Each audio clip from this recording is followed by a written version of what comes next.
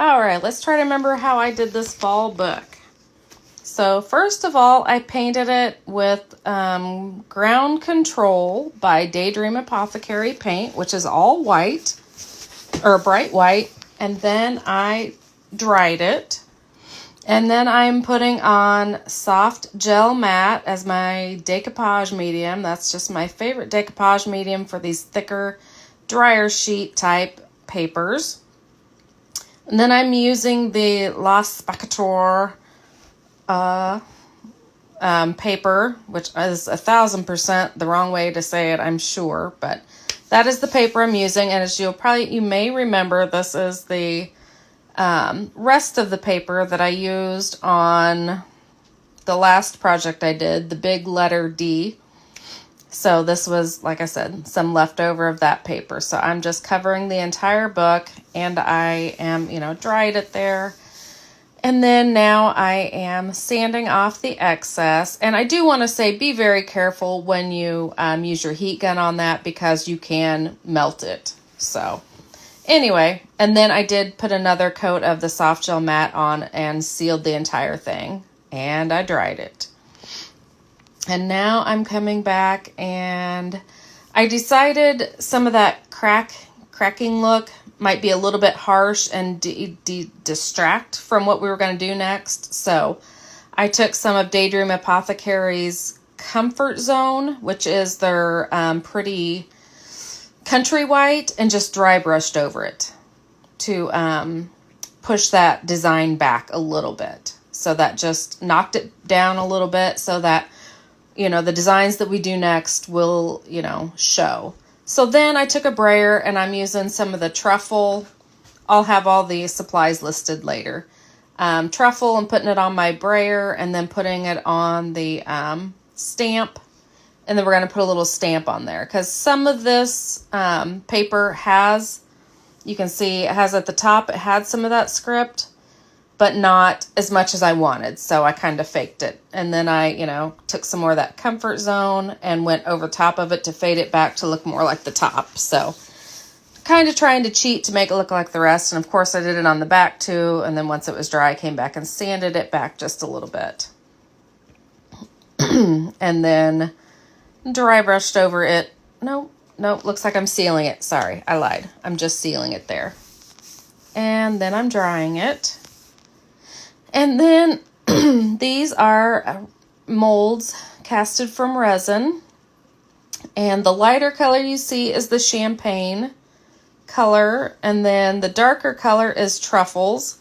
And then I kind of had some champagne on, and then I went to truffles, and then I found I liked this color in between. So, happy accidents. So you can get a really pretty shade in between the two too. So, but anyway, that is truffles and champagne together. And like I said, I'll have the whole supply list because I can't remember exactly what they're called, so I'm not even going to try. Other than those are the colors, but so anyway, I put a couple coats of those on. You can see I'm pouncing those on everywhere.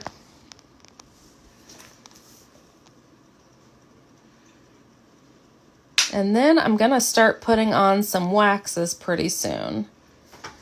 And the colors I got out for waxes were moss green, meteor showers, Corona copper, burgundy,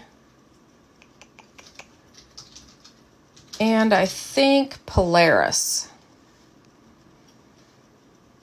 And then, okay, so after I put the couple coats of the champagne and truffles, I dried it.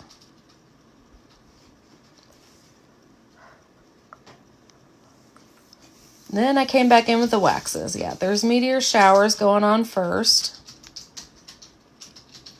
which is that pretty autumny orange. Then I'm just trying the placement on there, seeing how I like it. Then I took a little paintbrush and painted on the moss green for the stems. Putting some moss green on that one.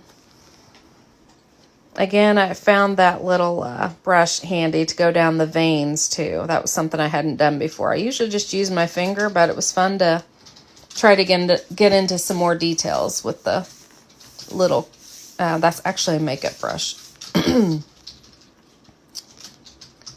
And then I put some green in the pumpkin too.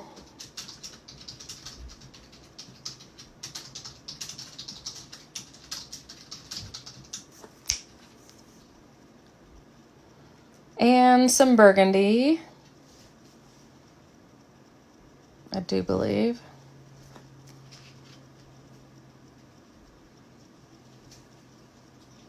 Oh, and then I am on to using a little stencil, and I used some chalk paste in cocoa. And there's my hello. I got a little on the side, so I just used a cleaning wipe and cleaned that up. Since we'd already sealed it, it came right up. So, and then I moved it around, and I used my little metal spatula and did the fall also with the chalk paste in cocoa. And I went ahead and dried it real quick just because, you know, I knew I wasn't done. I knew I'd probably smack into a little bit, so I wanted to dry it at least a little bit so I didn't just smear it around. And then I glued down my castings with heavy body gel. And then I used some little metal screw heads from Tim Holtz. I could have used molds, but I was over painting molds at that point, and I had those already in my arsenal. I'm like, okay, I'm cheating now. I'm just going to glue those on and be done. Oh, and I think I skipped the part. I did end up using some of that Corona Copper, the brighter orange, on that pumpkin too at some point. And then I came in with my little makeup brush again and went around the outer edges with the darker truffles color to kind of give it that shadowy look around the outside edges of all the castings.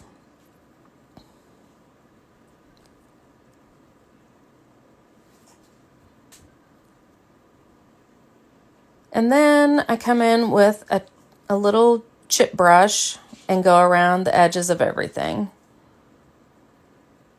And it's my opinion that the chip brush just does the look that I like. If you try a softer brush, you're going to have a more solid look, and it's going to look more painted on. This is more of a wispier, not a complete solid look. This is the look I'm going for.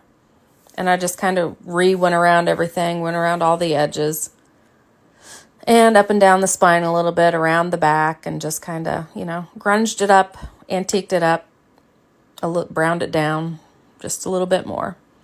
And there you have it. I hope you enjoyed it.